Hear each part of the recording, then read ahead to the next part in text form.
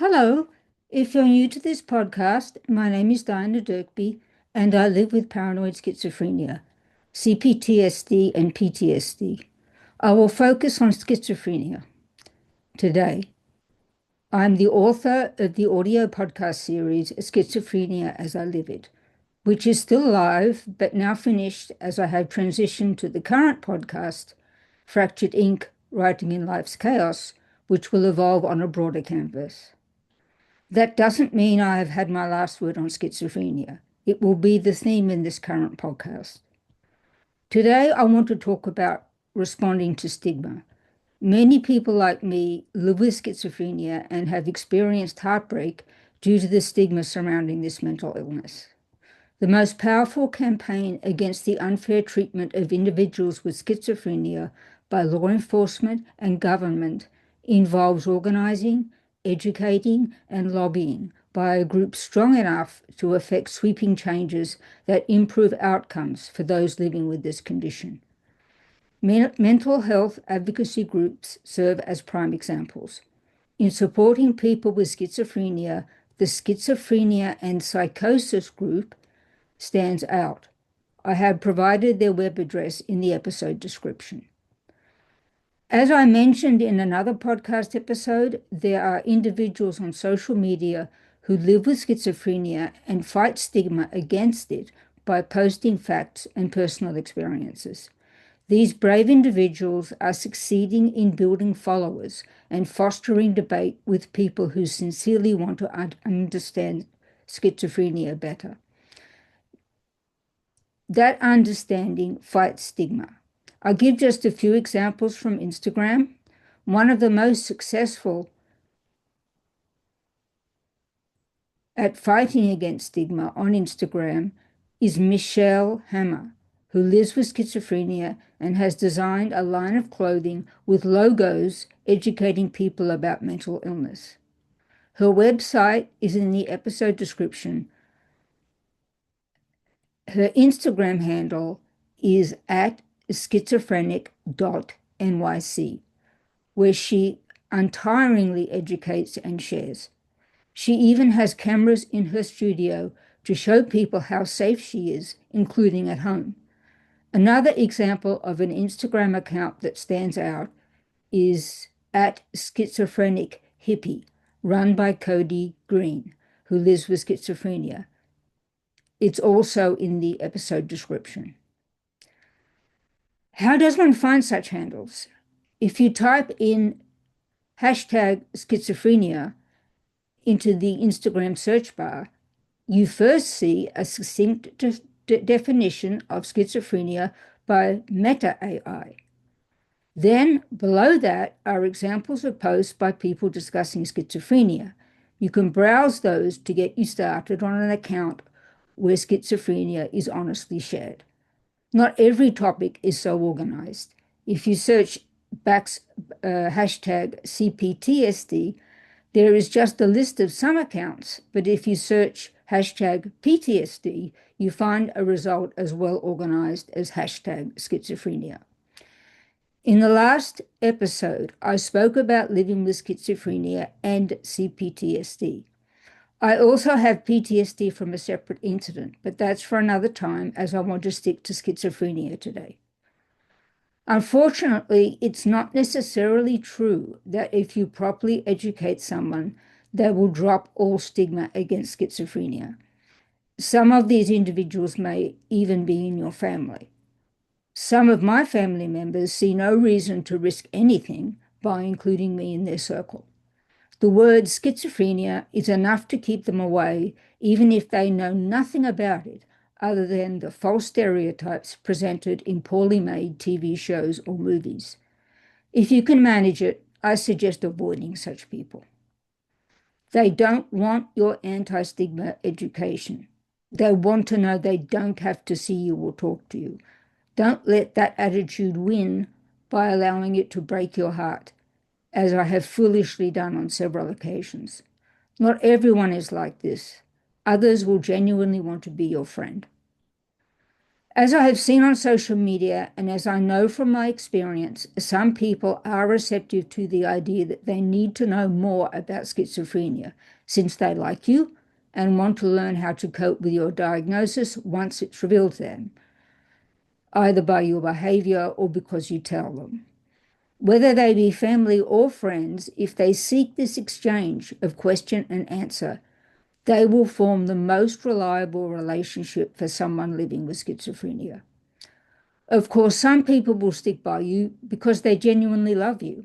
However, if you can educate them about the stigma against schizophrenia and how it arises, your bond will be even healthier and stronger.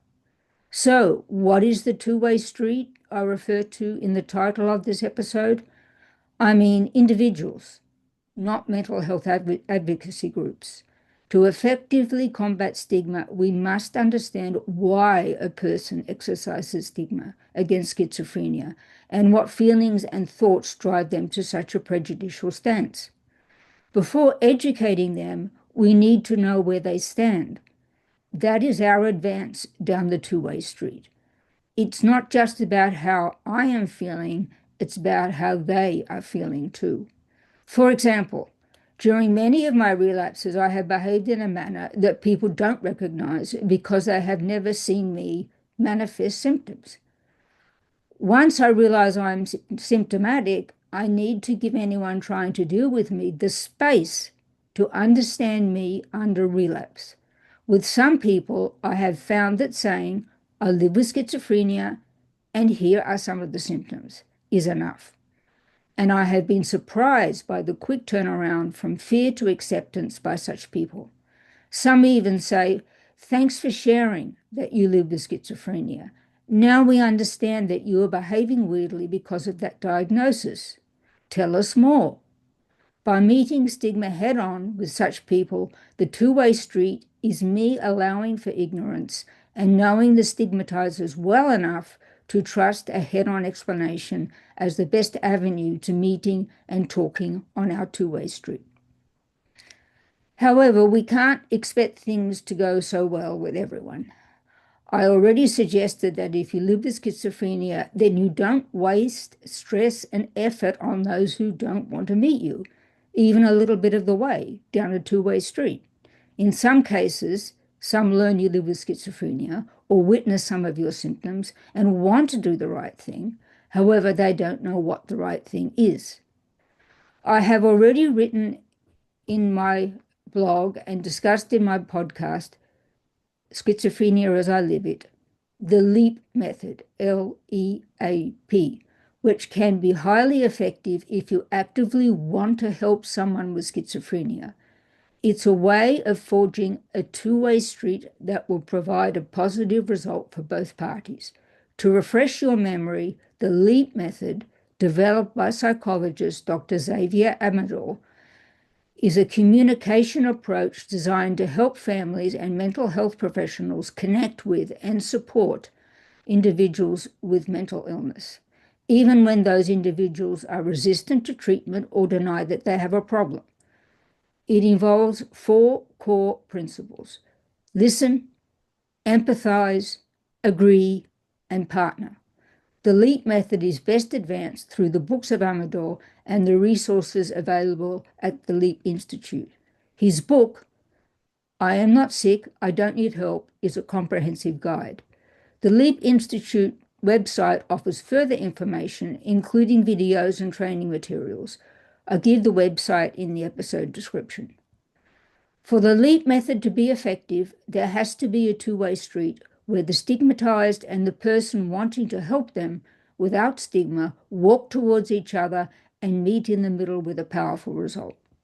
Sometimes individuals living with schizophrenia encounter people who accept them but are uncomfortable with their diagnosis. These individuals may believe they do not hold stigma, and they might even mistakenly feel knowledgeable about schizophrenia.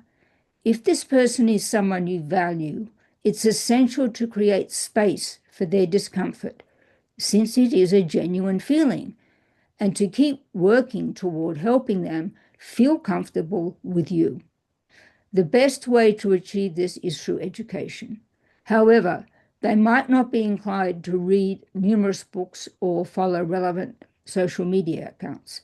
Instead, they may be more open to watching a film like A Beautiful Mind, which tells the story of the mathematical genius John Nash, who lived with schizophrenia and ultimately won the Nobel Prize.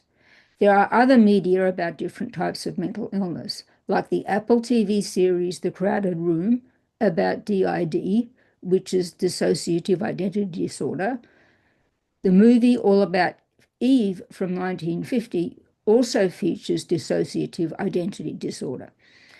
This disorder is often confused with schizophrenia. I blogged about this confusion on July 22nd, 2024, and did a podcast episode about it on July 24th, 2024. Web references for these episodes are provided in the episode description. That is my two-way street. Try to put yourself in the shoes of someone exercising stigma against schizophrenia to see if there is a way to forge a path where they can put themselves in your shoes. Thanks for listening or watching if you're on YouTube. Don't forget to check out my novel, The Overlife: A Tale of Schizophrenia, which is about a mother and daughter living with schizophrenia. Thank you. Bye-bye.